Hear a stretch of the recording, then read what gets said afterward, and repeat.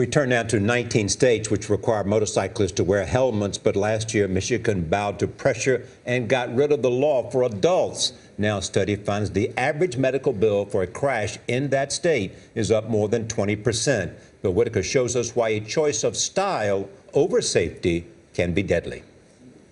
Suzanne Randa, a 49-year-old mother of four, was riding on the back of her fiancé's motorcycle down this California highway last May. As they were coming around the curve, I guess it's when he had hit his brakes and lost control of the bike.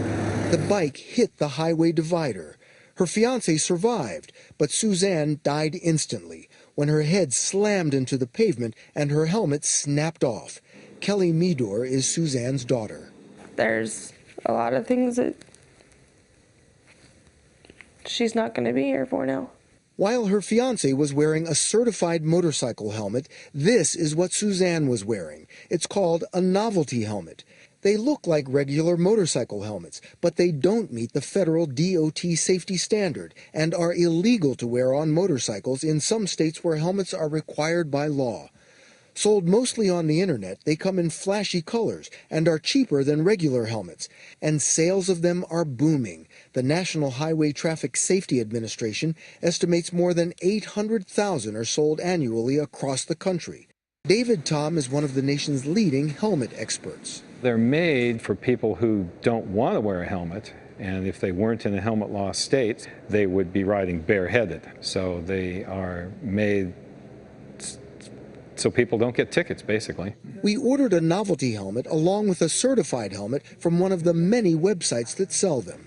What's the biggest difference between these two? This one is a lot physically smaller. This one's very light. Yeah, that one weighs about a pound. This one weighs about 2 pounds. And there's little protective padding on the inside, as we saw when Tom conducted a safety impact test. We're going to see a graph of the acceleration or the shock that the helmet hits with. First, the Novelty helmet.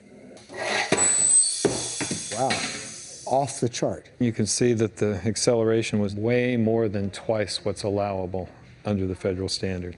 So if this had been a human head, we'd have skull fractures, we'd have lots of internal brain injuries. The regular helmet performed much better. Here we go. That's some impact. But look at this. It barely budged. That's the difference between terrible head injury or even death and being dizzy for an hour. Federal authorities have not been able to stop the sale of Novelty helmets. As long as marketers don't make false claims about their safety, they're perfectly legal to sell. If a piece of headgear is sold as a novelty item and not labeled as being a motorcycle helmet, then the DOT has no jurisdiction over it. Why would you choose to wear something that won't protect you instead of just going that extra step and putting on a helmet that will actually protect your head? That's a good question that we ask all the time. The founder of the website from which we ordered declined to do an on-camera interview, but he told fairwarning.org, quote, "They are not bought for safety, they're bought for style. The Novelty helmets he sells also have clear warnings on them, as does his website." Kelly, however, believes they're dangerous. I don't think they should be made. All because of that helmet, I no longer have my mother. For CBS This Morning, I'm Bill Whitaker in El Segundo, California.